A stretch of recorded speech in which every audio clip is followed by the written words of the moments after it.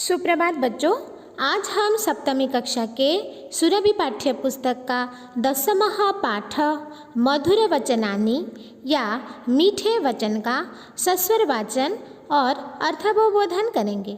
बच्चों, इस पाठ में कुछ श्लोकों के माध्यम से हमें जीवन मूल्यों की शिक्षा दी गई है।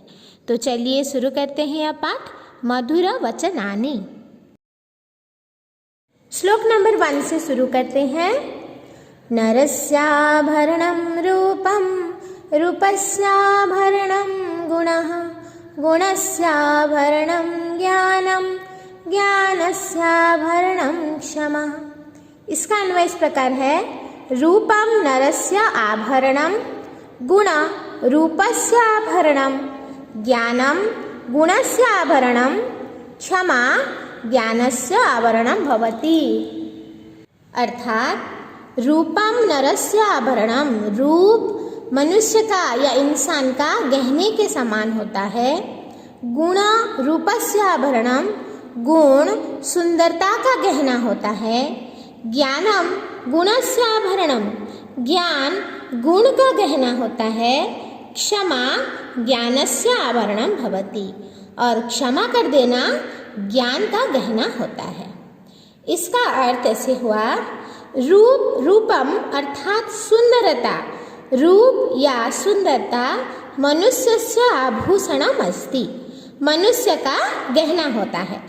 अर्थात अगर मनुष्य सुंदर है तो उसके लिए कोई भी गहने की एक्स्ट्रा ज्वेलरी पहनने की कोई ज़रूरत नहीं पड़ती। ठीक है, उसका सुंदरता ही उसके लिए उसका गहना होता है। उसी प्रकार गुणः सुंदरतायाः आभूषणं भवति, सुंदरता का आभूषण या गहना गुण होता है। गुणवान मनुष्य सुंदर मनुष्य से भी श्रेष्ठ होता है। ज्ञानम गुणस्य आभूषणम भवति, ज्ञान सारे गुणों का गहना है। मतलब ज्ञानी होना बाकी गुणों से भी ज़्यादा श्रेष्ठ है। सहनशीलता च ज्ञानस्य आभूषणं भवति, परंतु सहनशीलता या क्षमा कर देना, दूसरों को माफ कर देना सारे ज्ञानी पुरुषों से भी श्रेष्ठ होता है। सारे ज्ञान का क्षमा कर देना गहना या आभूषण होता है।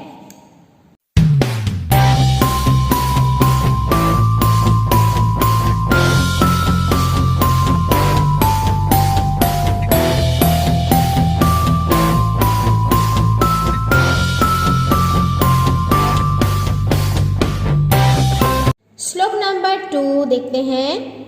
हस्तस्य भूषणं दानं सत्यं कंठस्य भूषणं श्रोत्रस्य भूषणं शास्त्रं व्यर्थं स्वर्णस्य भूषणं। इसका अन्वय इस प्रकार होगा। दानं हस्तस्य भूषणं सत्यं कंठस्य भूषणं शास्त्रं श्रोत्रस्य भूषणं स्वर्णस्य भूषणम तु व्यर्थम भवति। अर्थात दान देना हाथ का गहना है। हमारे हाथों के लिए दान करना गहने के समान है। सत्यम कंठस्य भूषणम, और गले का गहना सच बात बोलना है। शास्त्रम श्रोत्रस्य भूषणम, हमारे श्रोत्र अर्थात हमारे कानों के लिए शास्त्र का श्रवण, अच्छी बातों को सुनना उसके लिए गहने के समान है। इसलिए स्वर्णस्य भूषणम तु व्यर्थम भवति, सोने का गहना तो बेकार होता है। इसका भावार्थ समझते हैं। दानम हस्तस्य भूषणम भवति, दान करना हाथों के लिए गहने के समान है।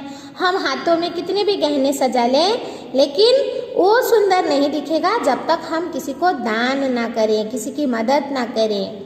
इसी तरह सत्यम कंठस्य भूषणम अस्ति, सच बोलना गले के लिए गहना है। जैसे हम गले में बहुत सारे मालाएं पहनते हैं, समझते हैं गला सुंदर दिखेगा, लेकिन गला का असली काम क्या है? सच बात बोलना।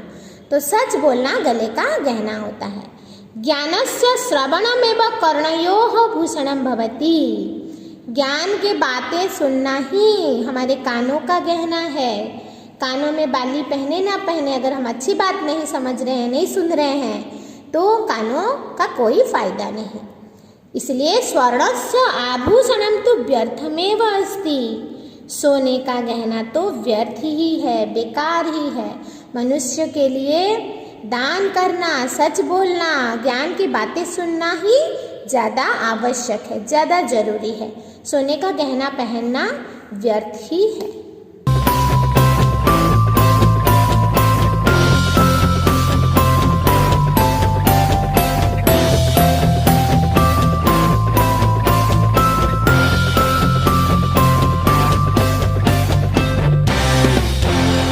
श्लोक नंबर 3।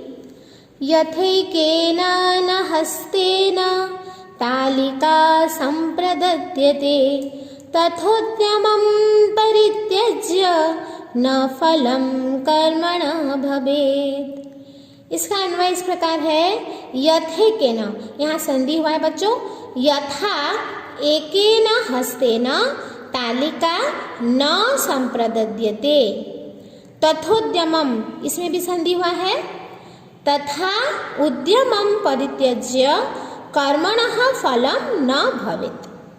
इसका अर्थ इस प्रकार होगा, यथा माने जैसे, एकेन हस्तेन, एक हाथ से, तालिका न संप्रदद्यते, ताली बजाना नहीं होता। हम लोग जैसे एक हाथ से ताली नहीं बजा सकते, तथा उस प्रकार उद्यमं परित्यज्य, मेहनत को छोड़कर, कर्मणः फलम न भवेत्, काम का फल नहीं मिलता। इसका भावार्थ देखो, यथा एकेन हस्तेन एव तालिका वादनम न भवति, जैसे एक हाथ से ही ताली बजाना नहीं होता। हम लोग एक हाथ से ताली नहीं बजा पाते, हमें ताली बजाने के लिए दोनों हाथों की जरूरत है। तथैव, उसी प्रकार, परिश्रमं त्यक्त्वा, परिश्रम को छोड़कर, मेहनत को छोड़कर, केवलम भाग्येन एव, सिर्फ भाग्य से ही, कार्यस्य फलं प्राप्तं न भवति, काम का फल प्राप्त नहीं होता, हम लोग सफल नहीं होंगे। हम लोग अगर सोचते हैं कि अगर भाग्य में होगा तो हमें ये मिलेगा, तो वो गलत है। हमें किसी भी चीज़ की प्राप्ति के लिए, कोई भी काम के फल पाने के लिए परिश्रम करना पड़ेगा, मेहनत करनी पड़ेगी, तब जाके हम सफल होंगे।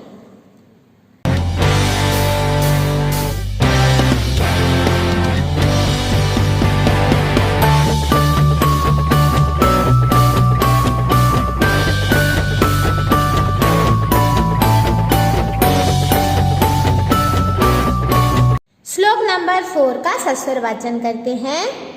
यस्य नास्ति स्वयं प्रज्ञा शास्त्रं तस्य करोति किं लोचनाभ्यां विहीनस्य दर्पण किं करिष्यति।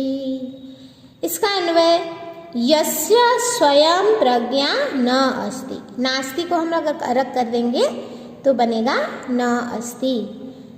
यस्य स्वयं प्रज्ञा न अस्ति शास्त्रं तस्य किं करोति लोचनाभ्यां विहीनस्य दर्पणः किं करिष्यति।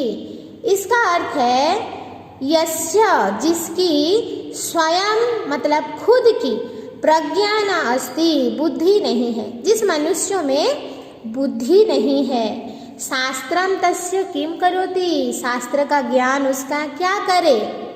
जैसे लोचनाभ्याम विहीनस्य, आँखों से हीन के लिए, दर्पण किम करिष्यति, आईना क्या करेगा।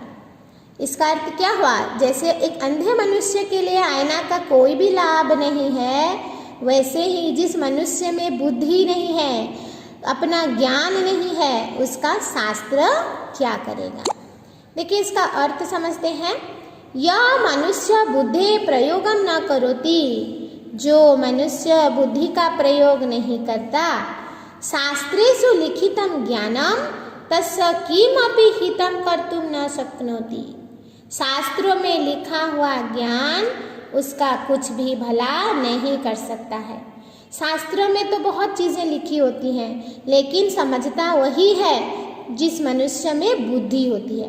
अगर जिसमें खुद की बुद्धि नहीं होती तो शास्त्रों में लिखा हुआ ज्ञान भी उसका कोई भला नहीं कर सकता। जैसे यथा नेत्राभ्याम विहीनस्य अंधस्य कृते दर्पणस्य कश्चिदपि लाभः न भवति।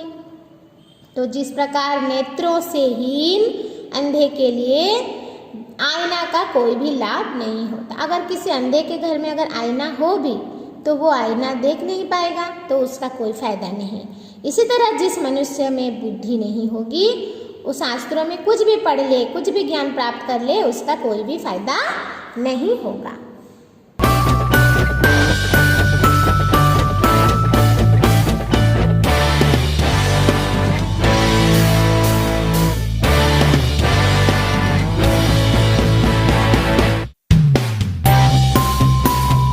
अभी अंतिम श्लोक नंबर 5 का सस्वर वाचन करते हैं।